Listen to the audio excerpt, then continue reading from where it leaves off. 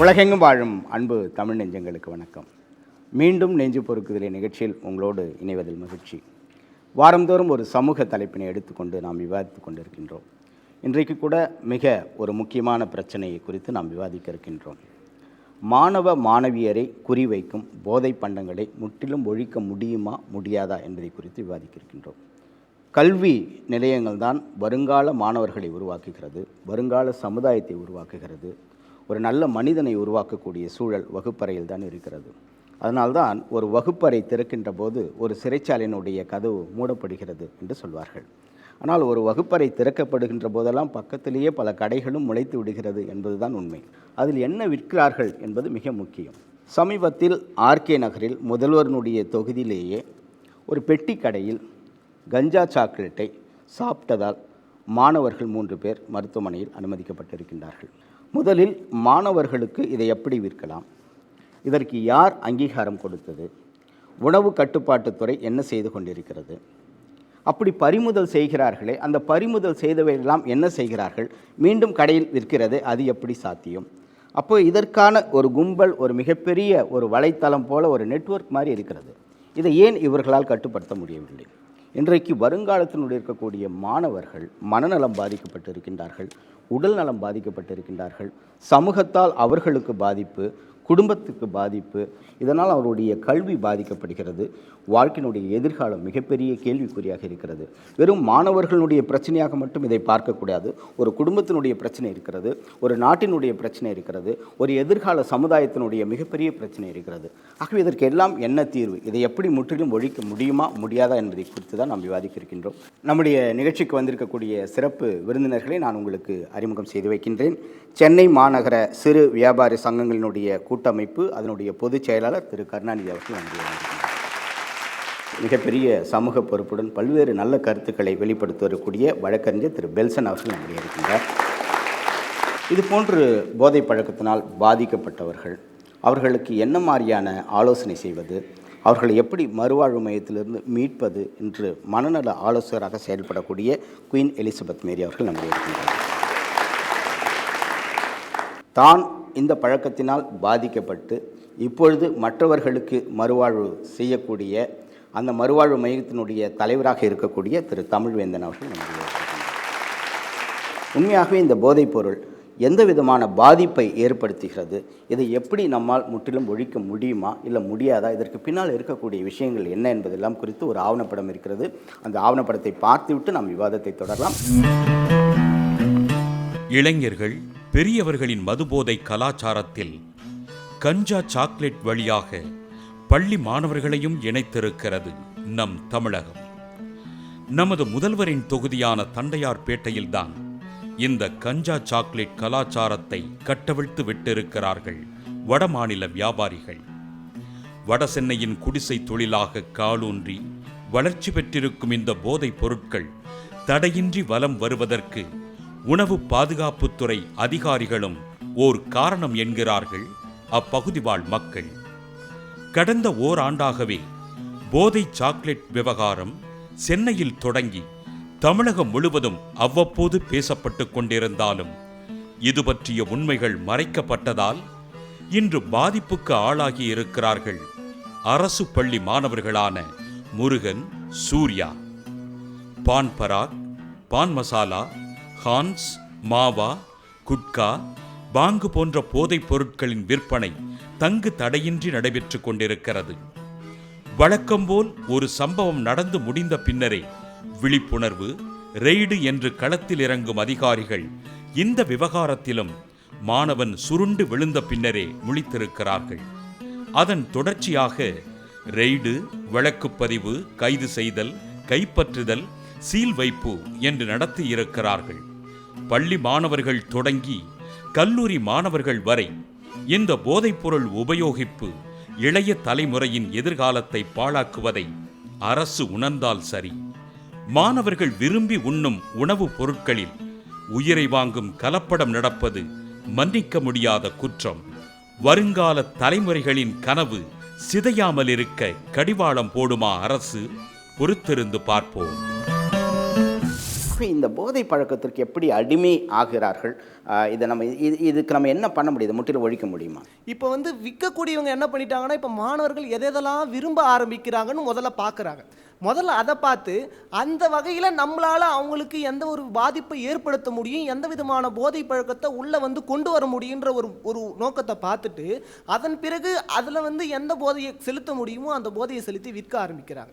மாணவர்கள் இதில் எப்படி அடிக்ட் ஆகுறாங்கன்னா, பொதுவாக ஒரு போதை பழக்கத்தை எடுத்துக்கிட்டோம் அப்படின்னா முதல்ல அது கொஞ்சமாக சாப்பிடும்போது ஓரளவுக்கு உடலுக்கு சுகம் தரக்கூடியதாக இருக்குது. சரி, இந்த விஷயத்தை செஞ்சால் இந்த அளவுக்கு நம்ம மன ரீதியாகவும் இல்லை உடல் ரீதியாகவும் நம்மளுக்கு நிம்மதி கிடைக்குதே அப்படின்ற ஒரு மாணவருடைய ஒரு நோக்கத்தில் அதை மீண்டும் மீண்டும் போய் வாங்க ஆரம்பிக்கிறார்.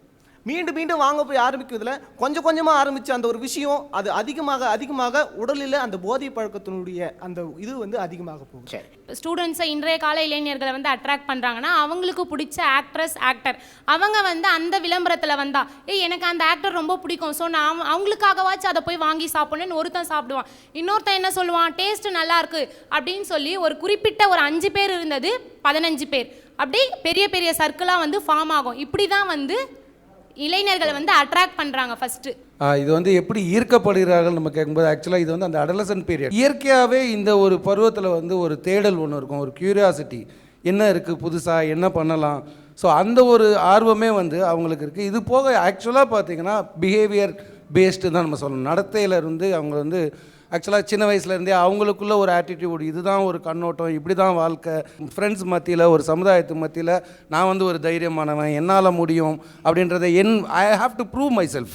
ஸோ அந்த மாதிரி ஒரு எண்ணம், க்யூரியாசிட்டி தான் முக்கியமாக. சின்ன குழந்தைங்க முதல்ல ஒன்று பண்ணாதான்னு சொன்னால் அதில் பண்ணி பார்த்து தான் தெரிஞ்சுப்பாங்க. அது போல் போதை பழக்கத்தை உபயோகிக்காதீங்க அப்படி சொன்னால் அதை பண்ணாதீங்கன்னு சொல்கிறாங்களே அதில் என்ன இருக்குது அப்படின்னு தெரிஞ்சுக்கணும் அப்படிங்கிற ஆர்வத்தில் தான் முதல்ல போய் வாங்குறாங்க. எது இருந்தாலும் தின்பண்டங்கள் இருக்கும் சார், இப்போ பிராண்டட் அப்படி சொல்லி இருக்கும், அதே மாதிரி கவர் போட்டு பேரை மட்டும் மாற்றி அதே மாதிரி டேஸ்ட் மாதிரி கொஞ்சம் வச்சு அதை விற்கிறாங்க. அந்த மாதிரி வரும்போது அதே மாதிரி தான் இருக்குது விலை, ஆனால் ரொம்ப கம்மி, நம்ம அதை போய் சாப்பிட்டு பார்க்கலாம், அதுவும் இது ஒன்று தான் அப்படி சொல்லி மாணவர்கள் நினச்சிடுறாங்க. அதனால தான் அதில் என்ன சேர்க்குறாங்கன்றது தெரியாமல் அதில் இருக்க போதை தன்மைக்கு தானாக அடிமையாக தள்ளப்படுறாங்களே தவிர இது போதை அப்படின்னு சொல்லி தெரிஞ்சு சாப்பிட்ற மாணவர்களோட எண்ணிக்கை கம்மி. பள்ளி பருவன்றது எல்லா விதமான மாணவர்களும் இருக்கும் இடம். அங்கே வந்து மேல்தட்டு மக்கள், நடுத்தர மக்கள், அடித்தட்டு மக்கள் என்ற 3 பிரிவினர்கள் இருக்காங்க. இந்த மேல்தட்டு மக்கள்கிட்ட அதிகமான பணம் இருக்கும். அந்த பணத்தால் அவங்க எல்லா பொருட்களையும் அது கண்டதெல்லாம் வாங்குவாங்க. அதை வந்து நடுத்தர மக்கள், கீழ்த்தட்டு மக்கள் ஒரு ஏக்கப்பாறையில் பார்க்கும்போது அவனுக்கு கொடுக்கும்போது அதை வாங்கிறாங்க. வாங்கி வைக்கும்போது அவனு சொல்கிறதெல்லாம் கேட்க ஆரம்பிக்கிறாங்க. அது வந்து போதைன்னு தெரிஞ்செல்லாம் கிடையாது.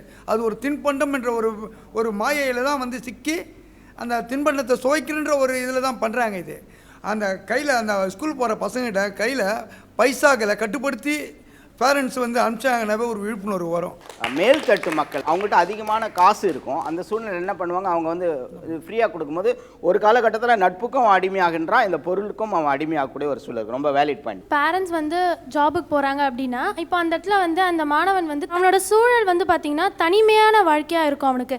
அப்போ அவன் வெளியில் போகும்போது அவன் வந்து நிறைய படம் பார்க்க ஆரம்பிப்பான். நிறைய போகும்போது கண்டிப்பாக அவனுக்கு வந்து இதெல்லாம் பண்ணுறாங்க, சரி நம்மளும் போய் பண்ணலாம் அப்படின்னு அவன் ஃபஸ்ட்டு அதில் போய் சேர்ந்து அவன் வந்துட்டு அப்புறம் வந்து ஸ்கூலில் போயிட்டு அவன் சொல்லுவான் இந்த மாதிரி இருக்கு. அவன் அந்த மாதிரி தான் பரவுது. இது சின்னதாக ஒருத்தவங்க வாங்கி சாப்பிட்றத பார்த்துட்டு அவனுக்கும் ஆர்வம் தூண்டுது. அதை போய் நம்ம வாங்கி சாப்பிட்டே ஆகணும், அதில் என்ன டேஸ்ட் இருக்குன்னு அவங்க போய் அதுலேயே அடிக்ட் ஆகிடுறாங்க. அதுக்கடுத்து அதை குடித்து இப்போ ஸ்கூலுக்கு அதிகமாக போகிற பசங்களை விட மது கடைக்கு தான் அதிகமாக போகிற பசங்களை பார்க்க முடியுது. ஸ்கூல் பக்கத்தில் இந்த மது கடைங்களை வைக்கிறதுனால அதை ஒழிக்கணும். சின்ன வயசுலேயே பார்த்திங்கன்னா பேரண்ட்ஸ் அவங்க அப்பா பசங்கக்கிட்ட சிகரெட் வாங்கிட்டு சொல்கிறது, அவங்க பேரண்ட்ஸினுடைய பிஹேவியர், சார் சொன்ன மாதிரி பேரண்ட்ஸ் ஒரு ஆல்காலிக்காக இருக்கலாம், அடிக்டாக இருக்கலாம், இல்லை ஒரே ஃபேமிலியில் சண்டையாக இருக்கலாம். ஸோ இந்த டிஸ்டர்பன்ஸ் அந்த சின்ன வயசுலேயே அந்த புத்தி வளரும் போது அந்த நேச்சராக அந்த டிஸ்டர்பன்ஸ் அவங்களுக்கு இருக்கும்போது என்ன பண்ணுறாங்கன்னா அவங்களுக்கு தேவை ஒன்று ஏற்படுது. அந்த தேவைக்கு அவங்களுக்கு அது சாட்டிஸ்ஃபேக்ஷன் பார்க்கும்போது பார்த்திங்களா இந்த மாதிரி போதை விஷயங்கள் சில நேரங்கள் அவங்க தனிமைப்படுத்தப்படுறாங்க. அது யூஸ் பண்ணுறதுனால அவங்களுக்கு ஒரு சாட்டிஸ்ஃபேக்ஷன். இந்த மாதிரி நீங்கள் யூஸ் பண்ணிங்கன்னா கூட அது குழந்தைகளுடைய பார்வையில் படாத அளவுக்கு நீங்கள் இருக்கணும், முற்றிலும் அதை தவிர்க்க வேண்டும் என்ற ஒரு கருத்து வச்சுருக்காரு. சொல்லுங்கள் சார். இது வந்து இல்லாதப்பட்டவங்க தான் சாப்பிட்றான். நீங்கள் பார்த்தீங்கன்னா சின்ன அந்த அவர் சொல்கிற ஆர்கே நகர் தொகுதியெலாம் ஹை கிளாஸ் கிடையாது, எல்லாம் அந்த ஸ்ட்ரீட்டில் உள்ளவங்க டைபிஸ்ட்டுக்கு போடுற மை. அதனால தான் நான் வந்து ஒரு ஆல்காலி சென்டரில் தான் வந்திருக்கேன். அது சம்மந்தமாக அது எப்படி திருத்தலாங்கிறது நீங்கள் பார்த்தீங்கன்னா முக்கால்வாசி அது யூஸ் பண்ணவங்க தான் இருக்கானுங்க. நான் வந்து இது மாதிரிலாம் கிடையாது சார், நான் ஒன்லி ஆல்காலிஸ்ட் தான். அதில் கொஞ்சம் அதிகப்படியாக போனேன். ஆனால் வந்து ஒரு ட்ரீட்மெண்ட் சென்டர் மூலியமாக பண்ணி நான் இன்றைக்கி மறுஜென்மம்னு ஒரு ட்ரீட்மெண்ட் சென்டர் வச்சுருக்கேன். இது மாதிரி ஃபேமிலி ப்ராப்ளத்தில் உள்ள கவுன்சிலிங், அவங்க குழந்தைகளுக்கு இலவச எஜுகேஷன், இதெல்லாம் நான் கொடுத்துட்ருக்கேன். ஒரு ஸ்கூலில் இருக்கும்போது ஒரு 10 பேர் ஃப்ரெண்ட்ஸ் இருக்காங்க அப்படின்னா அந்த 10 பேரில் 9 பேர் இந்த ட்ரக்ஸ் யூஸ் பண்ணுறாங்கன்னா தனியாக ஒருத்தன் தனித்து நிற்பான். சரிங்களா? அப்போ அவன் தனித்து நிற்கும் போது என்ன சொல்லுவாங்கன்னா, இவன் வந்து வேஸ்ட்டு, இவனுக்கு வந்து அந்த பழக்கம் வந்து வராது, இவன் வந்து எதுக்குமே லாக் இல்லை அப்படின்ற மாதிரி 9 பேரும் ஒரு விஷயத்த தப்பான விஷயத்த செய்யும் போது இவன் மட்டும் தனியாக இருக்கும்போது இவனை வந்து ஒரு மாதிரி ஒதுக்கி வைக்கிற ஒரு பார்வையில் நல்லவனாக இருக்கவே விட மாட்டானுங்க. அப்படி இருக்கும்போது என்ன ஆகுன்னா, சரி அவங்க செய்கிறாங்களே நம்மளும் அதை செய்யலாம், இல்லைன்னா நம்மள ஃப்ரெண்ட்ஸ் வந்து நம்மளை ஒதுக்கிடுவாங்க, அந்த ஒரு பார்வையில் வந்து இது மாதிரி போயிட்டு அதில் அடிக்ட் ஆகிறாங்க. இப்போ ராணுவம் நாட்டை பாதுகாக்கணும், காவல்துறை தமிழ்நாட்டில் இருக்கிற மக்களை பாதுகாக்கணும், கல்வி இளைஞர்களை பாதுகாக்கணும், பெற்றோர்கள் பிள்ளைகளை பாதுகாக்கணும்னு சொல்கிறல. அப்போ இந்த மாதிரி பாதுகாக்கிறதோட யாருடைய கடமை? அரசாங்கத்தினுடைய கடமை. இது அரசாங்கத்துக்கு தெரியாமல் இந்த பொருள் வெளியே வரதுக்கான வாய்ப்பே கிடையாது. ஒன்றில் புரசவத்தில் கல்வி 3 கல்வி இருக்குது. அங்கே பார்த்தீங்கன்னா வந்து மாவா விற்கிறான். மாவை விற்கும் போது ஒரு காவல்துறை அவரே வந்து அந்த மாவை வந்து அவரே இது பண்ணிவிட்டு அவர் கொஞ்சம் மாவை வாங்கி வாயில் போட்டு போகிறாரு. இதை தடுக்கணும், இதை ஒழிக்கணும். இது யாரால பண்ண முடியாதுங்க. இன்றைக்கி அரசாங்கம் நினைச்சாதான் இதை ஒழிக்க முடியும். எதெல்லாம் சட்டம் கொண்டு வரோம், எதெல்லாம் செய்கிறாங்க. ஏன் குறிப்பாக இளைஞருடைய வாழ்க்கை, மாணவர்களோட வாழ்க்கை, ஏன் இதை வந்து இதை ஒழிக்க முடியாது? ஒரு லைசன்ஸ் அப்படின்ற ஒன்று வந்து ஒரு மேல்தட்டு வியாபாரம் செய்கிறாங்க இல்லையா, அவங்களுக்கு மட்டும் தான் லைசன்ஸ்னு ஒன்று கொடுக்குறாங்க. ஒரு சிறு தொழில் செய்கிறவங்க பொட்டிக்கடை அது மாதிரி கண்டுக்கிறது இல்லை. அங்கே என்ன பிரச்சனை நடந்துற போகுது, ஒரு விஷயம் வரும்போது தான் அது பெரிய இஷ்யூ ஆகும்போது எல்லாரோட ஃபோக்கஸ் அதில் போகுது, சின்ன விஷயம் பெரிய விஷயம் வரைக்கும். ஸோ அதுக்காக ஒரு லைசன்ஸ் அப்படின்ற ஒன்று வந்து சின்ன கடைக்கும் கொடுத்து மாணவர்களுக்கு வந்து ஒரு விழிப்புணர்வு ஏற்படுத்தணும். இது மாதிரி இருந்தால் மட்டும் தான் வாங்கணும் அப்படின்னா கண்டிப்பாக தடை செய்யலாம். இது பெட்டி கடையில் தான் அதிகமாக கிடைக்குது அப்படின்ற மாதிரி ஒரு குற்றச்சாட்டு. சொல்லுங்கள் சார். சார், நான் வியாபார சங்கத்துலேருந்து வந்துக்கிறோம். நாங்களும் சாலையோர வியாபாரத்தில் பங்க் கடைலாம் வச்சுக்கிறோம். இது வந்து பங்கல்ல மாற்ற வைக்கிறான்னு சொல்ல. இப்போ பார்த்து இந்த போதைப் பொருள் வந்து அந்த குடும்படைய சூழ்நிலை, அப்பா கூடியானா நம்ம ஏன் பண்ணக்கூடாது? முதல்ல அவங்க பேரண்ட்ஸ் கரெக்டாக இருந்தாங்கன்னா இந்த இது பண்ணலாம். என்னுடைய சொந்த வாழ்க்கையை மச்சான் அது போல் ஆகிருக்காங்க, மச்சான் பசங்களும் அது போல் ஆகிருக்காங்க. அதுக்காக இது வந்து முதல் வந்து அரசாங்கம் தான் இது முதல் பண்ணிட்டு இந்த அரசியல்வாதிகள் வந்து பின்னணியோட இது காரணம். 18 வயசுக்கு கீழே இருக்கவங்களுக்கு சிகரெட் கொடுக்கக்கூடாதுன்னு போர்டை ஓட்டி வச்சுட்டு எல்லாருக்கும் சிகரெட் கொடுக்குறவங்க இதெல்லாம் இன்றைக்கும் நடந்துகிட்டு தான் இருக்குது. அதெல்லாம் ஒன்றும் ப்ராப்ளம் இல்லை. இதெல்லாம் நம்ம ஏன் வந்து யாரோ ஒரு வியாபாரியோட பிரச்சனை, இந்த போதைன்றது ஒரு அரசாங்கத்தோட பிரச்சனை, ஒரு வியாபாரியோட பிரச்சனை, அவங்க நிறுத்தணும்னு ஏன் நினைக்கிறோம்? இது வந்து ஒரு தனி மனிதனோட பிரச்சனையும். Very good. நம்ம ஒருத்தரும் அவங்கவுங்கள பாதிக்கக்கூடியது, அவங்கவுங்க குடும்பத்தை படிக்கக்கூடியது. ஸோ நம்ம ஏன் கண்ணோட்டங்கள்லாம் கவர்மெண்ட் நிறுத்தலை, ஏன் விற்கிறான், இதில் இருக்கிறதே ஒழியா அவனுக்கு விழிப்புணர்வு ஏற்படுத்தி அவன் பாதிப்பை வச்சு அவன் உணர வச்சு அவன் அதை விட்டு வெளியே வரணும். இதனால அழிவு தான் இருக்குது. அந்த மாதிரி ஒரு அவேர்னஸ் நிறையா கொண்டு வந்து ஒரு பேரண்ட்ஸுக்கு மத்தியில் ஒரு நல்ல பேரண்டிங் எப்படி, how we have to bring our children like in a right direction like. So அந்த மாதிரி ஒரு விழிப்புணர்வு, ஒரு பிரசாங்கம், இந்த மாதிரி ஒரு எஜுகேஷன் மூலமாக அந்த மாதிரிலாம் பண்ணலாம். But it will take a long time, not immediately. Like அவங்க எதுக்கு விற்கிறாங்கன்னா காசுக்காக தான் விற்கிறாங்க. இஃப் சப்போஸ் அவங்க கடை வச்சுருக்காங்களே, சின்ன பசங்க வந்து கேட்குறாங்க இதுமாரி எனக்கு இது வேணும் அது வேணும்ட்டு, அவங்க மனசாட்சி தொட்டு சொல்லுங்க, கொடுப்பாங்களா கொடுக்க மாட்டாங்களா? அவங்களுக்கு தேவை காசு. இந்த சின்ன பசங்க கெட்டு போகிறான் அதெல்லாம் பார்க்க மாட்டாங்க. அவங்களுக்கு காசு வேணும் விற்கிறாங்க, அவ்வளோதான். எந்த ஒரு வியாபாரியும் ஒரு சின்ன குழந்தையோட மனசை பாதிக்கிறவோ உடம்பை பாதிக்கிற அளவுக்கோ பொருளை விற்க மாட்டான். படப்பைக்கிட்ட ஒரு சின்ன வில்லேஜ், அந்த வில்லேஜ் வியாபாரி சங்கம் என்ன பண்ணுறாங்கன்னா, இந்த ஊரில் சாராயம் விற்கக்கூடாது, சிகரெட் விற்கக்கூடாது, புகையில விற்கக்கூடாது, ஒரு டீம் எஃபோர்ட். அந்த ஊரில் இது வரலாம் 4 வாட்டி அவார்டு கிடச்சிருக்கு அந்த ஊரில். Very good. என்ன ஊர் பேர் என்ன? Very good. ஊர் பேர் ஞாபகம் இல்லை சார். படப்பையிலேருந்து காஞ்சிபுரம் போகிற ரூட்டில். இன்றைக்கி உதாரணத்துக்கு NDP ஆக்ட் பற்றி நிறைய பேருக்கு தெரியாது. நேஷ்னல் ட்ரக் பாலிசி ஆக்ட் அப்படின்னு ஒன்று இருக்குது. ஐ திங்க் லாயருக்கு தெரியும். என்ன அப்படின்னு பார்த்தீங்கன்னா, கஞ்சாவில் 2 விதமான பாகங்கள் இருக்குது. ஒன்று வந்து இலை, இன்னும் வந்து பால், பாங்கு, இன்னும் வந்து கஞ்சாவை சரஸ்ன்னு சொல்கிறாங்க. அந்த மாதிரி. ஸோ பாங் வந்து நம்ம நாட்டில் வந்து லீகல் ட்ரக்ஸு, எல்லாம் கல்யாணத்திலே கொடுக்குறாங்க. லீகல் ட்ரக்ஸு இன்றைக்கி வச்சுக்கலாம், விற்கலாம், சாப்பிட்லாம். இது இல்லீகலே கிடையாது. ஆனால் இது விழிப்புணர்ச்சி இல்லாததுனால நிறைய பேர் கஞ்சாவுக்கும் பாங்குக்குமே வித்தியாசம் தெரியாமல் இது கஞ்சான்னு பேர் கொட்டுறாங்க. நான் இன்றைக்கி வந்து இந்த ஃபீல்டில் 20 வருஷமாக வேலை செய்கிறேன். ஸ்கூல் உள்ளே போய் வைக்கிறதோ காலேஜ் உள்ளே போய் வைக்கிறதோ இதுவரெல்லாம் நடந்ததே கிடையாது. இதில் எப்படி அடிக்ட் ஆகுறாங்க, என்ன மாதிரியான பாதிப்புகள் இதில் வருது? இது எப்படி அடிக்ட் ஆகுனா, எங்கள் ஏரியாவில் வித்துன்னு வியாபாரம் பண்ண பொருள் இதெல்லாம், இந்த கஞ்சா, மாத்திரை, சரக்கு எல்லாமே. நான் ஸ்கூல் படிக்கும் போதே அடிக்ட்டு. இந்த குடி போதையால் என்னோடய படிப்பை நான் விட்டேன். உடல் ரீதியான பாதிப்பு, அதாவது எப்படின்னா ஃபிக்ஸ் வந்துருச்சு ஒரு வாட்டி. மன ரீதியான பாதிப்பு, ஆலோசிஷன், நானே தனியாக ஏதோ பேசுவேன், காதில் ஏதோ கத்துற மாரி இருக்கும். என்னை வந்து எங்கள் வீட்டில் இருக்கவங்க ஒரு குடி போதை மறுவாழ்வு மையத்தில் சேர்த்து என்னை ஒரு புது வாழ்க்கை கொடுத்துருக்காங்க எனக்கு. இப்போ இந்த நிகழ்ச்சி நிறைய பேர் ஸ்டூடெண்ட்ஸ் பார்த்துட்டே இருப்பாங்க. அவங்க இந்த மாதிரி ஒரு ஆரம்ப ஸ்டேஜில் இருப்பாங்க. அவங்களுக்கு நீங்கள் சொல்கிறது என்ன விஷயம் சொல்ல வரீங்க? ஆரம்ப ஸ்டேஜில் இருக்காங்கன்னா அவங்க வந்து அவங்களே விரும்பி இந்தமாரி மறுவாழ்வு மையத்துக்கு போய் சேர்க்கலாம். ஒரு மாதம் 2 மாதம் ட்ரீட்மெண்ட் பண்ணலாம், கவுன்சிலிங் கேட்கலாம். அதான் குடி போதையை வந்து நிறுத்தத்தை வந்து மற்றவங்க இப்போ நீங்கள் வந்து எனக்கு அட்வைஸ் பண்ணிடலாம், நான் நிறுத்த முடியாது. என்னால் நினச்சா மட்டும் தான் நான் நிறுத்த முடியும். நான் நினச்சேன் குடியை நிறுத்தினா, போதையை நிறுத்தினா நினச்சேன்னா இன்றைக்கி நல்லா இருக்கிறேன். நீங்களும் நிறைய இந்த மாதிரி மறுவாழ்வு மையத்தின் மூலமாக பல பேரை சந்தித்திருப்பீங்க. நீங்களும் பாதிக்கப்பட்டவர் அப்படின்னு சொல்கிறீங்க. உங்களுக்கான பாதிப்பு எப்படி ஏற்பட்டுச்சு? இதுலேருந்து எப்படி மீண்டு வந்தீங்க? இப்போ இருக்கக்கூடிய சமூகத்துக்கு நீங்கள் என்ன செய்யணும்னு நினைக்கிறீங்க? வடசென்னையில் அன்னைக்கு இருந்ததை உடைய நண்பர் வரதன் சொன்ன மாதிரி அன்னைக்கு இருந்த காலகட்டங்களை உடைய இன்றைக்கி எவ்வளோ வந்து உண்மையிலே நிறைய வந்து மாறி இருக்குது. இப்போ ஸ்கூல் ஸ்டூடெண்ட்ஸ் யாருமே இது போதைன்னு தெரிஞ்சு எடுக்கிறது இல்லை அந்த சாக்லேட்டை. என்னென்னு கேட்டிங்கன்னா, அந்த சாக்லேட்டை யாரோ ஒருத்தர் எடுத்துற ஒரு நண்பர் சொன்ன மாதிரி வீட்டினுடைய அந்த கட்டுப்பாடு இல்லாதனால அவங்க ஒரு 20 ரூபாவோ 50 ரூபாவோ இன்றைக்கி பாக்கெட் மணின்றது சர்வசாதாரணமாக கொடுக்க ஆரம்பிச்சிட்டாங்க. இப்போ வந்து பேரண்ட்ஸு என்னென்னா அதை ஒரு 50 ரூபாவோ 20 ரூபாவோ கொடுக்கும்போது 4 பசங்க சேரும்போது ஒரு சாக்லேட் வாங்கி சாப்பிட்லாமா? அந்த ஸ்கூல் டைம்ஸ், அந்த இன்டர்வல் டைம்ஸ், அந்த லஞ்ச் டைம், அந்த லஞ்ச் பிரேக் அதெல்லாம் பார்த்தீங்கன்னா அப்படியே கடைக்கு போயிட்டே இருக்காங்க. அவங்களுக்கு என்ன பிடிக்குதோ அதை வாங்குறாங்க. அப்படி வாங்கும்போது என்னென்னு கேட்டால் அந்த சாக்லேட்டை யாரோ ஒருத்தர் வாங்கி சாப்பிட்றாரு. அப்படி சாப்பிடும்போது பார்த்தா அது என்னென்னு கேட்டால் அது இனம் புரியாத ஒரு சந்தோஷம், அன்னொன்று ஹாப்பி சொல்லுவாங்க. இனம் புரியாத ஒரு சந்தோஷத்தில் இருப்பார். அவர் ஏதோ ஒரு டிஃப்ரெண்ட்டாக இருக்கிறாங்கன்றது கூட இருக்கிறவங்க எல்லாருக்குமே தெரியும். நாளைக்கு அதே சாக்லேட்டை 4 பேர் வந்து காசு பரட்டி வாங்குறாங்க. அந்த நண்பர் கூட ஒருத்தர் இருக்கார், காவல்துறை சேர்ந்தவர் தான். அவருடைய மகனே வந்து இந்த சாக்லேட்டுக்கு வந்து 2 நாள் வந்து சாப்பிட்டுட்டு அதுக்கப்புறமா அதுக்கப்புறமா ஹாஸ்பிட்டல் கூட்டு போயிருக்க சூழ்நிலைக்கு வந்திருக்கார். என்கிட்ட வந்து சொல்லியிருந்தார்.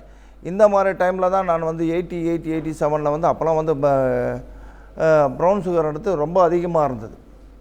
அந்த டைமில் எனக்கு எந்த பழக்கமும் கிடையாது. இந்த க்யூரியாசிட்டின்னு சொன்னாங்க இல்லையா, என் கூட இருந்த நண்பர்கள் என்னென்னா இது பர்சனாலிட்டி என்னென்னு கேட்டிங்கன்னா இது கெட்ஸ் காட்டுறதுக்காகவோ இல்லை என்ன க்யூரியாசிட்டி அது அவங்க கூட சுற்றும்போது அவங்க ஏதோ வந்து யூஸ் பண்ணும்போது அன்றைக்கி ஸ்டார்ட் பண்ணதான்.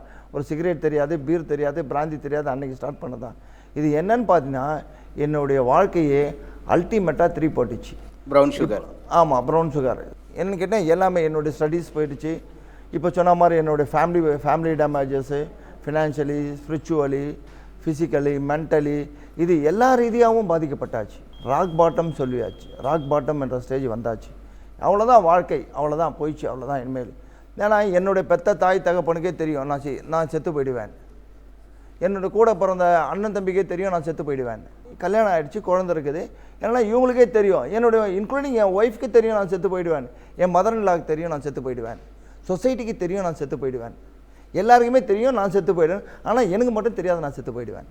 ஒரு மறுவாழ்வு மையத்தில் வந்து தொடர்பு கொண்டு அந்த மறுவாழ்வு மையத்தினுடைய மூலியமாக வந்து என்ன ஒரு ஹாஸ்பிட்டலுக்கு அந்த மறுவாழ்வு மையத்தை கூட்டு போயிட்டு அங்கே அட்மிஷனில் இருந்து நான் சொல்கிறது எப்படின்னா 2004 இது நடந்தது. 2004 நடந்து அதுக்கப்புறமா அந்த மறுவாழ்வு மூலிமா வாழ்க்கைனா என்ன எல்லா விஷயங்களும் கற்றுக் கொடுத்து தெரிஞ்சுது எனக்கு. என்னென்னு கேட்டிங்கன்னா அதனால் இது வந்து டிசீஸ்ன்றத முதல்ல வந்து எனக்கு சொன்னாங்க. என்னென்னு கேட்டால் இன்றைக்கி அவேர்னஸே இல்லை. நம்ம வந்து போதையை முற்றிலும் ஒழித்து விட முடியுமானா எப்படி முடியும் சார்? இது டிசீஸ்னு யாருக்குமே தெரியாதே, ஒரு அவேர்னஸே இல்லையே, எப்படி தெரியும் இது டிசீஸ்? இது இன்க்யூரபிள் டிசீஸ். அந்த தம்பி ரொம்ப அழகாக சொல்லியிருந்தார். இது ஒரு குடிநோயாளி. அவரை பார்த்து மற்றவங்களெல்லாம் என்ன சொல்லுவாங்க, குடிநோயாளின்னு சொன்னால் ஏற்றுப்பான். என்ன குடிநோய் யாருக்குமே தெரியாதே. பொதுநல மருத்துவர் அவங்களுக்கே தெரியாது இது டிசீஸ்ன்றது. எனக்கு அந்த இடத்துல தான் சொல்லி கொடுத்தா இது ஒரு disease, incurable disease, progress disease, family disease. இது ஃபேமிலியை முதல் கொண்டு பாதிக்கும் அப்படின்றத அந்த மறுவாழ்வு மையம் மூலயமா தான் எனக்கு எல்லாமே சொல்லி கொடுத்தாங்க. வாழ்க்கை நான் லைஃபோட வேல்யூபிள் கற்றுக் கொடுத்தாங்க. இந்த பில்டிங் ரிலேஷன்ஷிப் பற்றி சொல்ல அப்பா அம்மா என்னுடைய ரிலேஷன்ஷிப் எல்லாமே ஸ்பாயில் ஆகிடுச்சு. அவ்வளோதான், எல்லாமே முடிச்சுது. யாருமே இல்லை. என்னுடைய அண்ணன் தம்பி என்னை செத்துப்போன்னு சொல்கிறான். என்னுடைய அப்பா என்னை ரொம்ப செல்லமாக வளர்த்தாரு. நான் வீட்டுக்கே பெரிய பையன், தலைப்பையன். என் அப்பா என்னை செத்துப்போன்னு சொல்கிறாரு. இந்த உலகத்தில் எல்லாருமே என்னை கைவிட்டாங்க. இவன் எல்லாம் செத்து போனால் போதும்னு சொன்னார். ஆனால் ஒரே ஒரு ஜீவன் மட்டும்தான் எனக்காக துடிச்சிட்டு இருந்தது. யாருன்னா என்னோடய அம்மா மட்டும்தான் துடிச்சிட்டு இருந்தாங்க. இப்போ நீங்கள் வந்து ஒரு மறுவாழ்வு மையத்தை வச்சு நடிச்சிட்டு நீங்கள் மற்றவர்களுக்கு வந்து நீங்கள் உதவி செய்ய கண்டிப்பாக. நன்றி எலிசபெத் மேடம். நீங்கள் இந்த மாதிரி மறுவாழ்வு மையத்தில் இருக்கின்ற பொழுது இப்போ என்ன மாதிரியான ட்ரீட்மெண்ட், என்ன மாதிரியான ஆலோசனை நீங்கள் செய்வீங்க? நான் 15 வருட காலமாக இந்த மனநல ஆலோசனையில், எஸ்பெஷலி டிஅடிக்ஷனில் நான் கவுன்சிலிங் கொடுத்துட்ருக்கேன். 2001 2002 நான் பார்த்த பேஷண்ட் பார்த்தீங்க அப்படின்னா எல்லாமே அபவ் 40-45 தான் நிறைய அட்மிஷன்ஸ் இருப்பாங்க. அவங்களுக்கு நிறைய ஃபேமிலி இஷ்யூஸ் இருக்கும், ஃபேமிலி ரிலேட்டடான கவுன்சிலிங், ப்ளஸ் ஏன் குடி தேவைப்படுது, குடினாலே உங்களுக்கு என்ன பாதிப்புகள் வருது அப்படின்ற விஷயங்களை சொல்லி கொடுத்து இது வாழ்க்கையினுடைய தரத்தை உயர்த்தி வாழ்க்கையினுடைய மதிப்புகளை அவங்களுக்கு சொல்லி கொடுத்து நம்ம வந்து வெளியில் கொண்டு வந்தோம். ஆனால் இந்த கடந்த 2 to 3 இயர்ஸாக பார்த்தோம் அப்படின்னா நிறைய பிள்ளைங்க 13லேருந்து எங்கள் ஹாஸ்பிட்டலெல்லாம் அட்மிஷனில் இருக்காங்க. எஸ்பெஷலி 13 to 25 நிறைய கஞ்சா அடிக்ஷனில் தான் அட்மிட் ஆகிட்டு இருக்காங்க. காரணம் என்னன்னு பார்த்தீங்க அப்படின்னா நிறைய பேர் ஷேர் பண்ண மாதிரி க்யூரியாசிட்டி. நான் பார்க்குற ஒரு விஷயம் என்னென்னு பார்த்தீங்க அப்படின்னா உளவியல் ரீதியான பிரச்சனைகள் தான் நிறைய நாங்கள் அவங்கக்கிட்ட பார்க்குறோம். அவங்களுக்குள்ள நிறைய ஆளுமை தன்மைகள் வளர்க்கப்படலை. சின்ன வயசுலேருந்தே பார்த்தீங்க அப்படின்னா தன்னுடைய வாழ்க்கை தரத்தை எப்படி உயர்த்திக்கணும், வாழ்க்கை தரத்தினுடைய திறன்களை வந்து அவங்களுக்கு கொடுக்கப்படலை. அந்த வேல்யூஸ்ன்னு சொல்கிறோம் இல்லையா, வேல்யூ எஜுகேஷன் அவங்களுக்கு கொடுக்கப்படலை. நல்ல ஒரு ஃப்ரெண்ட்ஷிப்பை எப்படி நம்ம மேம்படுத்தணும் அப்படின்ற விஷயங்களுக்கு கொடுக்கப்படலை. இந்த காரணங்களெல்லாம் சேர்ந்து தான் ஒரு புதிய விஷயத்தை அவங்க தேடி போகிறாங்க. இனிஷியலில் யூஸ் பண்ண ஆரம்பிக்கிறாங்க. மெதுவாக அது பிரெயின்குள்ளே ரீச் ஆகும்போது அப்யூஸ்க்குள்ளே போகிறாங்க. இதில் எல்லாருமே வந்து அப்யூஸ் ஆகிறதில்ல. யாருடைய பிரெயின் பார்த்தீங்க அப்படின்னா அப்சர்வேஷன் கண்டென்ட் ஜாஸ்தியாக இருக்கும், அவங்க மட்டும்தான் அடிக்ஷன் அப்படின்ற ஒரு விஷயத்துக்குள்ளே போகிறாங்க. போனதுக்கப்புறமா டோட்டலாக மெதுவாக யாரும் காலேஜுக்கு போகிறதில்ல, மற்றவங்களுக்கு இந்த விஷயங்களை கற்றுக் கொடுக்குறதுல ஈடுபாடாக இருக்காங்க. சரியான தூக்கம், சரியான உணவு, சமூகத்தில் குடும்பத்தில் பிரச்சனைகள், நிறைய வைலண்ட் பிஹேவியர், பர்சனாலிட்டி டிஃபெக்ட்ஸ் வருது. கடைசியில் பார்த்தோம் அப்படின்னா சைக்கலாஜிக்கல் கம்ப்ளைண்ட்ஸ் வந்துடுது. எஸ்பெஷலி இந்த கஞ்சா யூஸ் பண்ணுறதுக்கு கஞ்சா சைக்கோசிஸ் அப்படின்ற ஒரு நோய் இன்றைக்கி நிறைய இளைஞர்களை ஆட்டி வச்சுக்கிட்டு இருக்குது. அதில் நிறைய பைப்போலார் டிசார்டர்ஸ், மூட் டிசார்டர்னு சொல்லுவோம், நான் கடவுள் அப்படின்ற ஒரு அளவுக்கு தன்னுடைய பவர் அதிகமாக இருக்குது, மனநலத்தை வந்து உயர்த்தி காட்டுறாங்க. இந்த மாதிரி பிரச்சனைகளாக தான் நிறைய பேர் இங்கே அட்மிட் ஆகிருக்காங்க. ஃபர்ஸ்ட் ஆஃப் ஆல் அவங்களுக்கு நாங்கள் என்ன பண்ணுறோன்னு பார்த்தோம் அப்படின்னா டீடாக்ஸ் பண்ணுறோம். போதையில் இருக்கிறவங்கள நம்ம திட்டுறதோ அடிக்கிறதன் மூலமாகவோ அவங்களுக்கு நம்ம எந்த விஷயங்களையும் சொல்லிக் கொடுக்க முடியாது. முதல்ல டீடாக்ஸ் பண்ணிடுறோம். செகண்ட், ஏன் அவங்க இங்கே அட்மிட் ஆகிருக்காங்க, ஏன் வந்து போதையை தடுக்கணும்னு நினைக்கிறோம், நாங்களும் சரி ஃபேமிலியும் சரி அவரை போதையிலிருந்து ஏன் அவங்கள ரெக்கவர் பண்ண நினைக்கிறோம் அப்படின்றத நாங்கள் அவங்களுக்கு எஜுகேட் பண்ணுறோம். செகண்ட் பார்த்தோம் அப்படின்னா why they need alcohol substance whatever it is. போதைன்றது எல்லா விஷயத்துலையுமே இருக்குது. நிறைய பேர் ஷேர் பண்ணியிருக்காங்க. பலவிதமான போதைகள் இன்றைக்கி ஆட்கொண்டுட்டு இருக்குது. படித்தவங்க, படிக்காதவங்க, ஏழை, பணக்காரர், மேல்தரப்பட்ட மக்கள், கீழ்த்தரப்பட்ட மக்கள், எல்லா ஃபீல்டில் இருக்கிறவங்க, டாக்டர்ஸ், டைரக்டர்ஸ், இன்ஸ்பெக்டர்ஸ் எல்லாருமே எங்கள் ஹாஸ்பிட்டல் அட்மிட் ஆகிருக்காங்க. இவரை மட்டும்தான் குடி போதை தாக்கும், நல்லா படித்தவங்கள தாக்காது, நல்ல வசதி படித்தவங்கள தாக்காது அப்படின்றதெல்லாம் இது எல்லா தரப்பட்ட மக்களையும் பாதிக்குது. இனிஷியலில் இது ஒரு ப்ளஷராகவும் பேஷனாகவும் எடுக்க ஆரம்பித்து இது ஒரு அப்யூஸில் போய் அடிக்ஷனில் போய் மாறிடுறாங்க, டிபெண்டன்சியில். அவங்களுக்கு நாங்கள் சொல்லிக் கொடுக்குற விஷயங்கள் ஏன் தேவைப்பட்டது, அந்த தேவைகளை குடி போதை இல்லாமல் எப்படி அவங்க மேனேஜ் பண்ணணும் அப்படின்றத அசர்டிவ்னஸ் மூலமாக அவங்களுக்கு எஜுகேட் பண்ணுறோம். கோப்பிங் ஸ்கில்ஸ், காக்னிட்டிவ் பிஹேவியர் தெரப்பின்னு சொல்லுவோம். தன்னுடைய சூழ்நிலைகளை எப்படி மனநிலையை மாற்றி அந்த எமோஷன்ஸை வெளியில் கொண்டு வர்றது, வெளியில் வர ப்ரெஷர்ஸை எப்படி அவங்க மேனேஜ் பண்ணுறது, சைக்கலாஜிக்கலாக அவங்களுக்கு என்ன பாதிப்புகள் இருக்குது, அதை மெடிசனில் அவங்களுக்கு நல்ல ஒரு ரெக்கவரியை நாங்கள் கொடுத்து வெளியில் அனுப்புகிறோம். நிறைய பேர் மாறி இருக்காங்க. இது தனி மனிதனுடைய முயற்சி. சார் சொன்ன மாதிரி ஃபஸ்ட்டு அக்செப்டன்ஸ் தான் ரெக்கவரியினுடைய ஃபஸ்ட்டு ஸ்டெப். நான் மாறணும், இது எனக்கு பிரச்சனை அப்படின்ற ஒரு விஷயத்தை எந்த ஒரு நபர் ஒத்துக்கிறாரோ அந்த நபருக்கு தாராளமாக இந்த டிஅடிக்ஷன் மூலமாக நம்ம ஒரு மறுவாழ்வை கொடுக்கலாம், போதையிலிருந்து விடுபடுறதுக்கு வழி செய்யலாம். நன்றி எலிசபெத் மேடம். திரு கருணாநிதி சார், இதை வந்து முற்றிலும் ஒழிப்பதற்கு வியாபாரிகள் என்ன மாதிரியான விஷயங்களை எடுக்கணும்? ஏன்னா நீங்கள் மறைமுகமாக விற்கிறார்கள் என்பது இருக்கிறது, இதை நீங்கள் ஒழிக்கிறதுக்கு நீங்கள் என்ன பண்ணலாம்னு நினைக்கிறீங்க? பொதுவாக கடைகளில் வந்து இது பான் பராக்கு இந்த மாதிரியான போதைப் பொருட்கள் விற்கிறது என்பது நாங்கள் வந்து இது இல்லைன்னு மறுக்க முடியாது. ஆனால் விற்கிறாங்க. பட் அதை வந்து ரெகுலேட் பண்ணுறது வந்து நீங்கள் கவர்மெண்ட் அதை நல்ல காவல்துறை அது பண்ண முடியும். ஒரு முயற்சி எடுக்கிறாங்கல்ல. இப்போ ஹெல்மெட்டு கட்டாயம் போட்டுட்டு தான் போகணும்னு ஒரு முயற்சி ஒரு தீர்ப்பு வருது, அதை ஒட்டி ஒரு முயற்சி நடக்குது. இப்போ எல்லாருமே மேக்சிமம் வந்து இப்போ ஹெல்மெட் போட ஆரம்பிச்சிட்டாங்க. அதிரடி நடவடிக்கை என்பது கவர்மெண்ட் தரப்புலேருந்து எடுக்கப்பட்டால் கட்டாயம் அதை ரெகுலேட் பண்ண முடியும். அந்த ரெகுலேஷனுக்கு சிறு வியாபாரிகள் கட்டாயம், அந்த பெட்டிக்கடை வியாபாரிகள் உடன்படுவார்கள் என்பதில் எந்த மாறுபட்ட அபிப்பிராயமும் கிடையாது. ஒரு தனிநபர் நாம் இந்த தவறு செய்யக்கூடாது, இது நமக்கு மிகப்பெரிய பாதிப்பை வாழ்க்கையில் உருவாக்கும் என்று அவர் நினச்சாருன்னா கட்டாயம் மாற முடியும். அது இல்லைன்னு சொன்னால் குடும்பம் வந்து குடும்பத்தில் இருக்கிறவர்கள் வந்து தொடர்ந்து ஃபாலோ ஆக்ஷன் அந்த பையனை பற்றி தன்னுடைய மகளை பற்றி தொடர்ந்து அவங்களோட கண்காணிக்கிற ஏற்பாட்டுக்கு இருக்கணும். அப்படி ஒரு குடும்ப செட்டப் என்பதும் இருக்கணும். இது ஏதோ இந்திய நாட்டில் பிரைம் மினிஸ்டரோ அல்லது நம்ம தமிழக முதலமைச்சர் நினச்சாலும் முடியாது. இதுக்கு பின்னாடி மல்டிநேஷ்னல் இருக்காங்க. மூன்றாம் உலக நாடுகளில் குறிவைத்து தாக்குவதற்கு மல்டிநேஷ்னல் பன்னாட்டு நிறுவனங்கள் மூன்றாம் உலக நாடுகளை தன்னுடைய ஆதிக்கத்தின் கீழ், தன்னுடைய அரசியல் பொருளாதார ஆதிக்கத்தின் கீழ் கொண்டு வருவதற்கு இப்படி ட்ரக்ஸை விடுறா.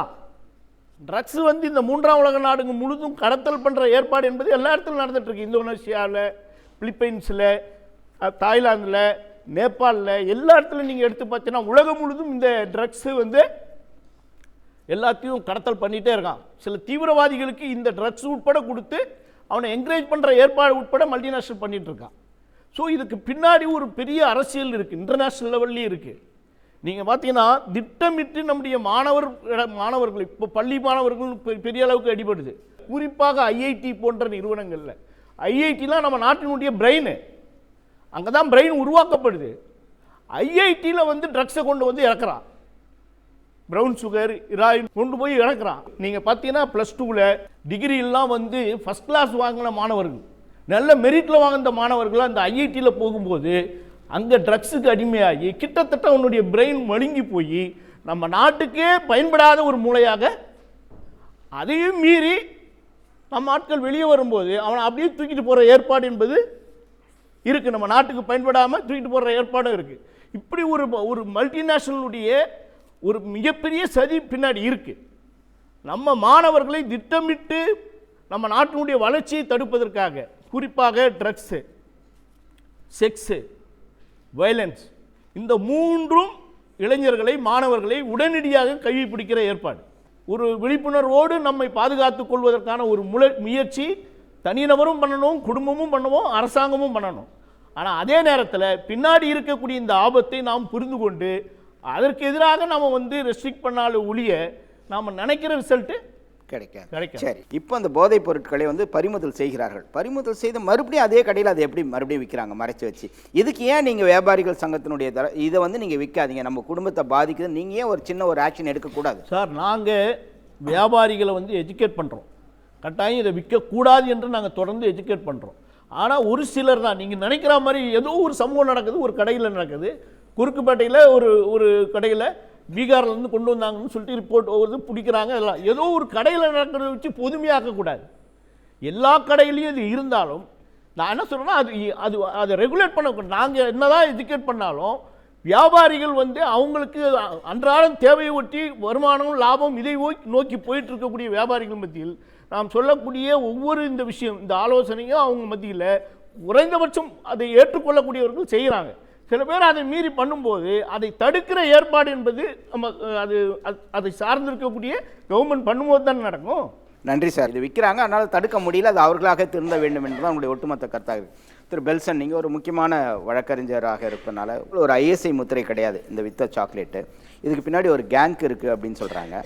பறிமுதல் செய்கிறாங்க, ஆனால் மறுபடியும் அது வந்து திரும்பி வரக்கூடிய ஒரு சூழல் இருக்கிறது. இதை முற்றிலும் ஒழிக்கணும், நம்ம என்ன பண்ணணும்? அதாவது இந்த போதை அப்படிங்கிறது தமிழகத்தை பொறுத்த மட்டும் மதுவால் வந்த போதையாக தான் ரொம்ப காலமாக இருந்தது.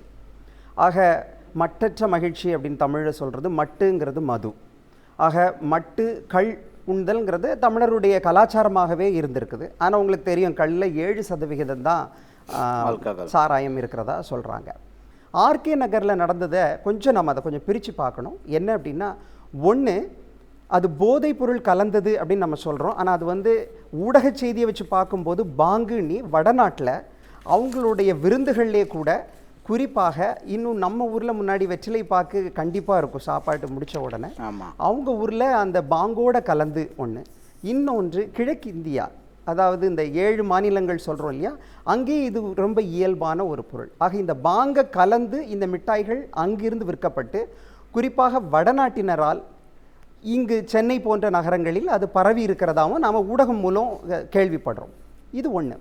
சரி, இந்த மாதிரியான ஒரு பிரச்சனை இருக்குது. குறிப்பாக மாணவர்கள் அளவுக்கு அது போயிருக்கு அப்படின்னா அதை எப்படி பார்க்குறது அப்படின்னா, சட்டம் ரொம்ப முக்கியமாக 2 சட்டம் இருக்குது. உணவு பாதுகாப்பு சட்டம், அதுக்கப்புறம் வந்து ஐயா ஏற்கனவே சொன்ன மாதிரி NDPSன்னு நம்ம சொல்கிறோம், அது போதை ஒழிப்பு தடுப்பு சட்டம். இந்த 2 சட்டமே அரசாங்கமே அதை உரிமையியல் சட்டமாக வைக்காமல் குற்றவியல் சட்டமாக வச்சுருக்காங்க. ஏன் அப்படின்னா அது உங்களுக்கு சிறை தண்டனையும் கிடைக்குங்கிறதுக்காக. இப்போ இந்த சிறு வியாபாரிகள் இதையெல்லாம் விற்றா கூட அவங்க சிறைக்கு போகிறதுக்கு அதில் 1 வருடம் 6 வருடம், இல்லை அவங்க வந்து அதை மரணித்து போனால் நாள் முழுவதும், அதாவது வாழ்நாள் முழுவதும் சிறையில் இருக்கிறதுக்கும் சட்டத்தில் வழிவகைகள் இருக்குது. சரி, சட்டம் உங்களுக்கு தெரியாத ஒரு அட்டக்கத்தி, ஜுடிஷியரி வெறும் அட்டக்கத்தி தான். எக்ஸிக்யூட்டிவ் தான் அந்த அட்டக்கத்தியை ஒரு நல்ல வாளாக மாற்ற முடியும். அந்த எக்ஸிக்யூட்டிவ்ங்கிறது அரசாங்கம், காவல்துறை, நாம் ஃபுட் இன்ஸ்பெக்டர் நீ சொல்கிறது பொதுமக்கள். அண்மையில் நான் இங்கிலாந்துக்கு ஒரு பள்ளிக்கூடத்துக்கு போயிருந்தேன். குறிப்பாக இந்த இதை வச்சே நான் கேட்டேன். அப்போ அங்கே உள்ள தலைமை ஆசிரியர்கிட்ட நான் பேசும்போது, நீங்கள் குழந்தைகள் மேல் ஏற்படும் குற்றங்களை பள்ளிக்கூடம் மூலம் எப்படி தீர்க்கிறீங்க அப்படின்னு. ஏன்னா இந்த போதை சாக்லேட் ஏன் பார்வையில் இந்த சமூகம் குழந்தைகள் மீது ஒட்டுமொத்தமாக சுமத்துகின்ற ஒரு குற்றம். நான் வெறுமனே ஒரு பொருள் விற்கிறதா சொல்ல மாட்டேன். சிறு வணிகர்கள்லாம் சொன்னாங்க, நான் சொல்வேன் நீங்கள்லாம் அந்த குழந்தைகள் மேலே, சிறியவர்கள் மேலே ஒரு குற்றத்தை சாட்டுறீங்க, ஒரு குற்றத்தை சுமத்துறீங்க, அவங்கள துன்பப்படுத்துறீங்கன்னு தான் ஏன் பார்வையில் பார்ப்பேன். இப்போ அங்கே எப்படி கொண்டு வந்திருக்காங்க அப்படின்னா, ஒரு குழந்தை தன்னுடைய தாயார் அடித்தாலோ இல்லை தான் ஒரு வன்புணர்ச்சிக்காகவோ அல்லது ஏதாவது ஒரு ட்ரக் டீலர் மூலம் தான் அவருக்கு தொந்தரவு ஏற்பட்டாலோ ஆசிரியருக்கு புகார்தாரராக இருக்கின்ற அனுமதியை அங்கு சட்டமே வழங்கி இருக்கிறது. அந்த பள்ளிக்கூடமே நேரடியாக காவல்துறையிடம் சொல்ல முடியும். இங்கு நமது ஆசிரியர்கள் மாணவர்கள் ஒரு மார்க் எடுக்கும் எந்திரங்கள், இவர்கள் அதனுடைய ஓட்டுநர்களாக இருக்கின்ற அளவில் தான் இன்றைய நம்முடைய பள்ளிக்கூடங்கள் இருக்கின்றன. ஏனென்றால் அச்சப்பட தேவைப்படுகிறது. காவல்துறையிடம் போய் புகார் அளிக்க அனைவருக்குமே பயமாக இருக்கிறது. ஒரு பயத்தை ஏற்படுத்தி வைத்திருக்கின்றோம்.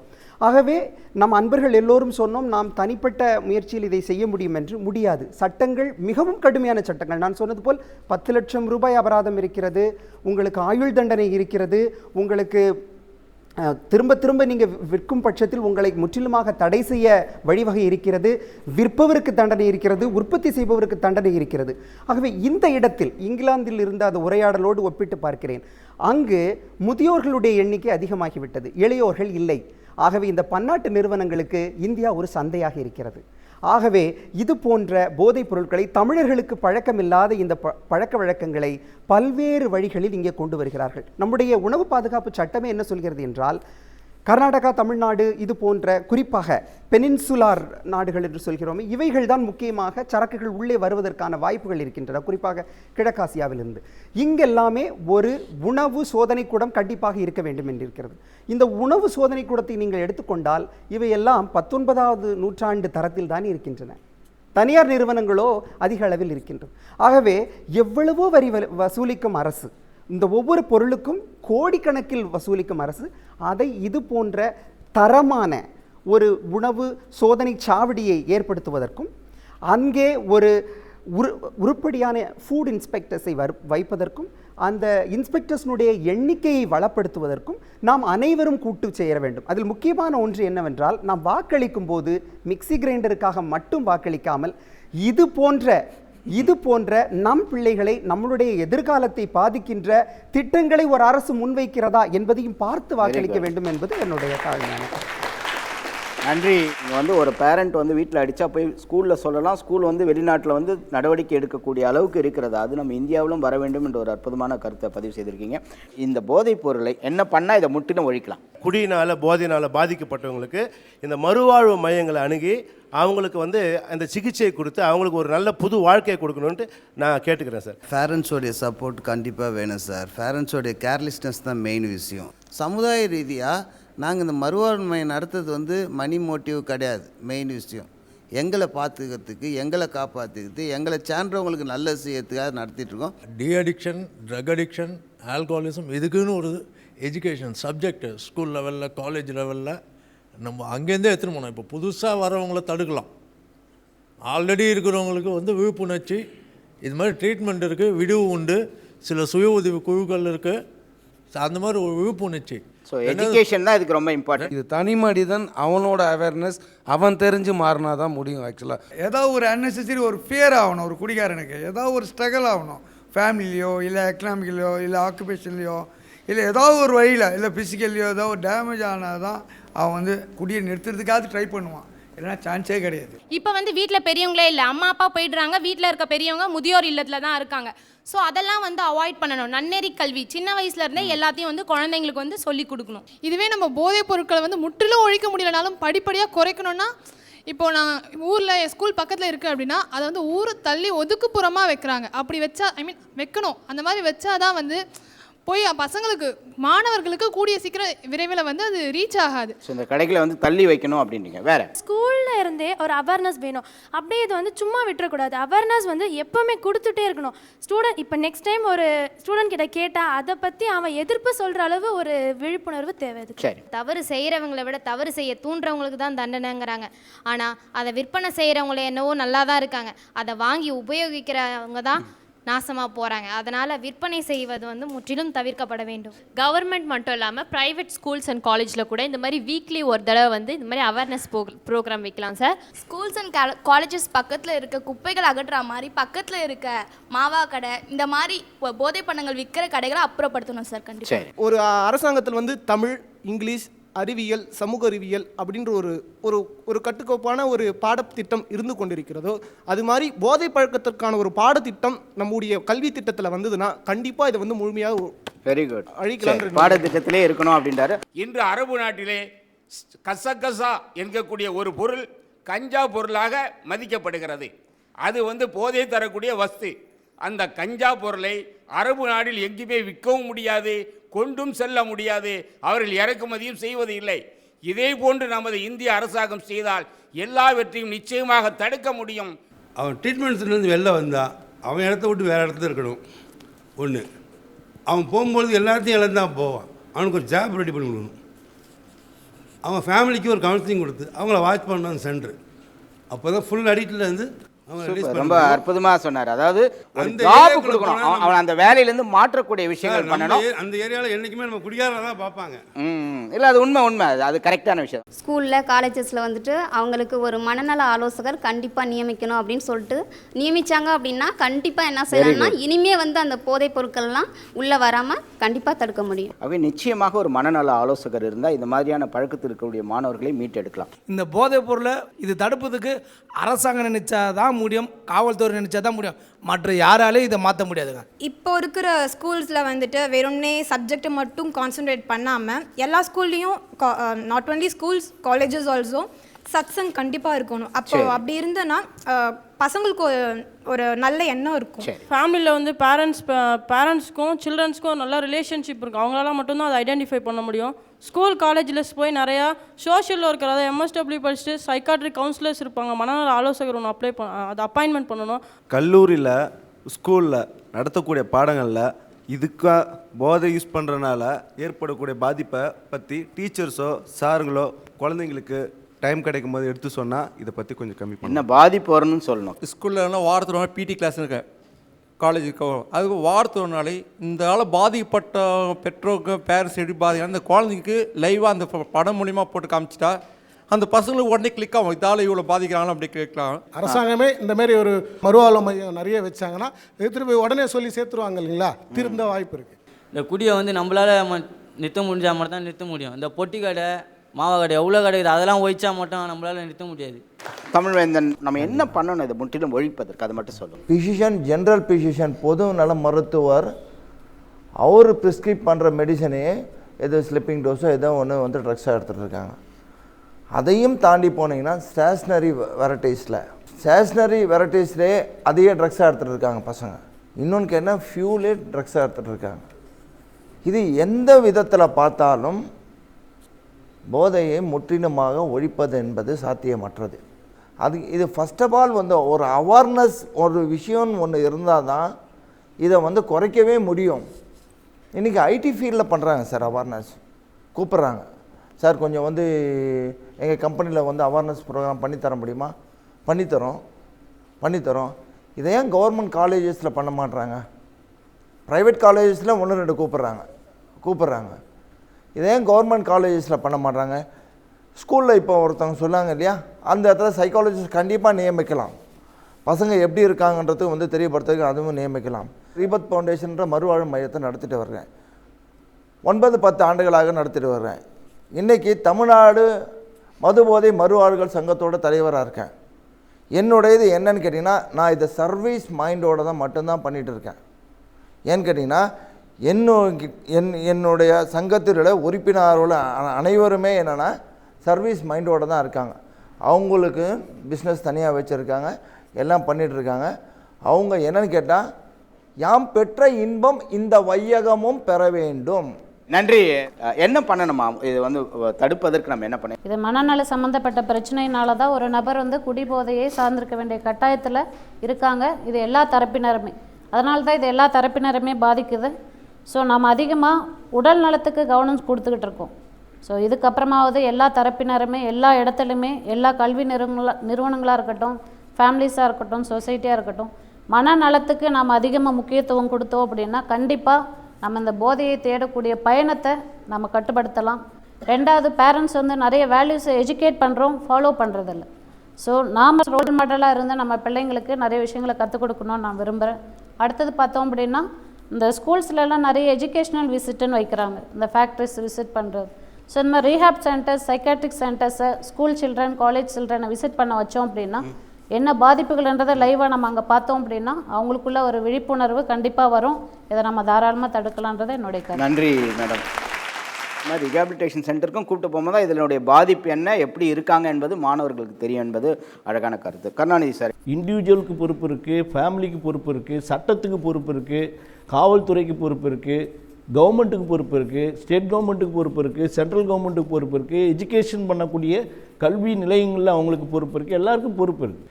இந்த பொறுப்பை சிறம்பட செய்ய வைக்கக்கூடிய அதிகாரம் என்பது சென்ட்ரல் கவர்மெண்ட், ஸ்டேட் கவர்மெண்ட்டு தான் இருக்குது. நீ போதைப்பொருள்னு சொல்லி போதைப்பொருளை வந்து கட்டுப்படுத்தணும்னு சொல்லி ஸ்டேட் கவர்மெண்ட் சொன்னால் அது யாராவது ஏற்றுக்க முடியுமா? சிரிப்பாங்க. நீயே சாராயம் வைக்கிற, நீ வந்து போதையை எப்படி நீ வந்து கட்டுப்படுத்த முடியும், எப்படி நீ ஒழிக்க முடியும்னு சொல்ல முடியும்? ஸோ கரப்ஷனாக இருக்கக்கூடிய கவர்மெண்ட்னால் முடியாது. அதே மாதிரி சென்ட்ரல் கவர்மெண்ட்டு, இன்றைக்கி இருக்கக்கூடிய சென்ட்ரல் கவர்மெண்ட்டு டோட்டலாக வந்து மல்டிநேஷ்னலோட டைப்பாக இருக்குது. நம்ம நாட்டில் இருக்கக்கூடிய எல்லாத்தையுமே 100% திறந்து விடுறாங்க. இதெல்லாம் வந்துன்னா என்ன ஆகும்? ஸோ சென்ட்ரல் கவர்மெண்ட்டோட இந்த சிஸ்டமே வந்து கரப்ஷனாக இருக்கிறதுனால இந்த சிஸ்டத்தில் மாற்றம் வரணும். அந்த மாற்றம் வந்து அந்த சிஸ்டத்தில் ஒரு தெளிவான ஒரு ஸ்ட்ரக்சர், ஒரு பிரின்சிபல் வந்தால் தான் அந்த பிரின்சிபல் மூலம் மற்ற எல்லாருக்குமே அந்த பொறுப்பை நிறைவேற்ற வேண்டிய ஒரு மிகப்பெரிய கடமையை உருவாக்க முடியும். இதெல்லாம் ஒரு பெரிய செட்டப் இருக்குது. ஸோ நம்ம சாதாரணமாக பேசிட்டு போக முடியாது. நீங்கள் வந்து வீட்டில் பையன் திருந்ததுக்கு முயற்சித்தானா பேரண்ட்ஸோட பொசிஷன் என்ன? பையன் வந்து காலேஜில் போனோன்னா அந்த காலேஜில் என்ன நிலமைன்னு சொல்லி பேரண்ட்ஸுக்கு என்ன தெரியும்? அந்த காலேஜில் பசங்க கூட பழகும்போது என்ன தெரியும்? நம்மளோட இருக்கிற வரைக்கும் தான் நம்ம கண்காணிப்பில் இருப்பா. நம்ம விட்டு வெளியில் போயிட்டா யார்? இதெல்லாம் செய்ய வேண்டிய ஒரு மிகப்பெரிய பொறுப்பு கவர்மெண்ட்டுக்கு இருக்குது. அந்த கவர்மெண்ட்டு தன்னுடைய கடமையை செய்ய தவறி இருக்கிறது. அது தனியாக ஒரு ரூட்டில் போயிட்டுருக்கு. இதை பற்றி யாரும் கவனிக்கிறதே கிடையாது. ஸோ இந்த நிலைமையில் இருக்கக்கூடிய இந்த சூழ்நிலையில் நாம் வந்து சிஸ்டம் வந்து கரப்ஷன் ஆகிருக்கு. இந்த சிஸ்டத்தில் மாற்றம் வரணும். இந்த சிஸ்டத்தில் மாற்றம் வந்தாலே ஒழிய மற்றவங்களுடைய பொறுப்பை நாம் உணர்த்த முடியாது என்பதை என்னுடைய அனுத்தரமான பெல்சன் உங்களுடைய கருத்தா? மாணவர்களுக்கு இந்த போதைப் பொருள் கிடைக்காமல் தடுக்கிறதுக்கு என்னென்ன செய்யலாம் அப்படின்னா, நம்ம எல்லாரையுமே செதுக்கி இருக்கிறது ஆசிரியர்கள் தான். எல்லாருக்கும் யாராவது ஒரு ஆசிரியரை பிடிக்கும், மாணவர் அக்கறையில் உள்ளது. ஆக முதல்ல அங்கே ஆரம்பிக்கணும். உளவியல் வல்லுநர்களை வச்சு அங்கே ஆரம்பிக்கணும். இன்னொரு அருமையான கருத்து நேர் ஒருத்தர் சொன்னார், உளவியல் வல்லுநர் ஒருத்தர் இருக்கணும் அப்படின்ட்டு. சில கல்லூரிகளெல்லாம் இருந்துருக்கு, நான் படித்த கல்லூரியிலெல்லாம் இருந்தது. அது ஒன்று தேவைப்படுது. பள்ளிகளை சுற்றி அந்த ஒரு சின்ன ஒரு பிரேக் விட்டவுடனே அந்த பசங்க முக்கிற மாதிரி அந்த பாங்கு கடைகளில் போய் நிற்கிறத நீங்கள் பார்க்கலாம். இந்த கடைகள் வந்து பெரும்பாலும் 50லேருந்து 100 மீட்டர் தூரத்தில் தான் இருக்கும். ஒரு வியாபாரிக்கு மிகவும் பிடித்த ஒரு சொல் வந்து மார்ஜின். ஸோ அந்த பிரேக்கில் எவ்வளோ மார்ஜின் பண்ண முடியுங்கிற வேகத்தில் அவங்க சாக்லேட்டையோ எதையோ அள்ளி கொடுக்குறத நாம் காண முடியும். ஆக சட்டம் ஃபுட் சேஃப்டி ஆக்டில் ஃபுட் இன்ஸ்பெக்டருக்கு அதிகாரம் இருக்குது. இந்த கடைகளை எல்லாம் சோதிக்கிறதுக்கு, லைசன்ஸ் வழங்குறதுக்கு சென்னை மாநகராட்சிக்கெல்லாம் அதிகாரம் இருக்குது. இந்த ஃபுட் இன்ஸ்பெக்டர்ஸினுடைய இன்ஸ்பெக்ஷன் ரேஷியோவை அதிகப்படுத்தணும். அது ஒன்று. அதுக்கு அடுத்தபடியாக இந்த ஃபுட் இன்ஸ்பெக்டர்ஸ் ஏதாவது ஒன்று கண்டுபிடிச்சாலும் அந்த தொடர்புடைய காவல் நிலையத்தில் போதிய காவலர்கள் இருக்கணும். ஆக ஒரு கூட்டு முயற்சி இது ஒன்று. அதற்கு அடுத்தபடியாக வட சென்னையில் ஏன் நடந்தது அப்படின்னா, இது பிரிட்டிஷ் காலத்தில் இருந்தே பார்த்திங்கன்னா தொழிலாளர்கள் வாழ்ந்த ஒரு பகுதி, ஏழ்மை தாண்டவமாடிய பகுதி, ஒடுக்கப்பட்ட மக்கள் வாழ்ந்த பகுதி. இங்கே வந்து சமூக விரோதிகளுக்கு எளிதாக புக முடியும். அரசியல்வாதிகளுக்கு அக்கறையே கிடையாது. ஏன் ஒரு வட சென்னையில் இருக்கிற ஒரு பள்ளிக்கூடத்தில் இந்த செய்தி வருது அப்படின்னா இதுக்குனுடைய பின்புலமும் இருக்குது. ஆக அரசு இந்த ஒரு கூட்டு முயற்சியை எடுக்கும் பட்சத்தில் மட்டும்தான் எப்படி காச நோயை ஒரு கூட்டு சிகிச்சை மூலம் நாம் வெல்ல முடியுமோ அதே போல் போதைப் பொருட்கள் மாணவர்கள் கையில் கிடைக்காமல் செய்வதற்கு வழி செய்ய முடியும். நன்றி. நன்றி. தாமஸ் ஆல்வா எடிசன் சின்ன குழந்தையாக இருக்கும்போது ஒரு 3 வயசு இருக்கும்போது ஸ்கூலுக்கு போகிறாரு. அவர்கிட்ட ஒரு சின்ன லெட்டர் கொடுத்து உங்கள் அம்மாட்ட வந்து இது கொடுங்க அப்படின்னு சொல்கிறாங்க. அம்மா பார்க்குறாங்க, பார்த்துட்டு சொல்கிறாங்க, என்னம்மா எழுதியிருக்கா ஆர்வமாக கேட்குறாரு. இல்லைப்பா நீ ரொம்ப நல்லா படிக்கிறியா, அதனால் நீ ஸ்கூலுக்கே போவேன்னா நீ உங்கள் அம்மாக்கிட்டே படிச்சுக்கலாம், நீ அவ்வளோ பிரில்லியன்ட்டு அப்படின்னு சொல்லிட்டாங்க. அதனால் இந்த கடிதத்தை நீ எடுத்து பார்க்காத, பத்திரமா வச்சுக்கோ, அம்மா இறந்த பிறகு நீ எடுத்து பாருன்னு. அம்மா இறந்த பிறகு அந்த கடிதத்தை தாமஸ் ஆல்வா எடிசன் பார்க்கின்ற போது, உங்கள் பையன் படிப்பதற்கு லாய்க்கு இல்லை, அவனுக்கு உடல்நிலை சரியில்லைனால அவனால் நாங்கள் சொல்ல முடியாது, ஆனால் அந்த தாய் நினைக்கின்ற போது அவனை ஒரு நல்ல விஞ்ஞானியாக மாற்ற முடிந்தது, அவரால் கற்றுத்தர முடிந்தது என்று சொன்னால் பேரண்ட்ஸ்னுடைய கேர் மிக மிக மிக முக்கியம். ஏன்னா நீங்கள் தனிமையில் இருக்கக்கூடியவர்கள் தான் இந்த மாதிரி போதை பழக்கத்து போகிறார். ஒரு அன்பு, தாயினுடைய அன்போ இல்லை தந்தையினுடைய அரவணைப்பு இருந்தால் நிச்சயமாக இதை மாற்ற முடியும். அதே போல் நிறைய விளம்பரங்கள் அவேர்னஸ் பண்ணணும். இப்போ எப்படி வந்து குடும்ப கட்டுப்பாடுக்கு பண்ணி இன்றைக்கி வந்துக்கிறோம், அதே மாதிரியான விளம்பரங்கள் அதிகப்படுத்த வேண்டும். முற்றிலும் ஒழிக்க முடியாது என்ற ஒரு கருத்தை மாற்றக்கூடிய ஒரு நிகழ்ச்சியாக இது இருக்கும் என்ற நம்பிக்கையோடு நான் இதை நிறைவு செய்கின்றேன். நிச்சயமாக இதை மாற்ற வேண்டும். அதற்கு அரசாங்கமும் தனி மனிதனும் சுய கட்டுப்பாட்டுடன் தனி மனித ஒழுக்கத்துடன் வாழ வேண்டும் என்று சொல்லி இந்த நிகழ்ச்சியை நான் நிறைவு செய்கின்றேன்.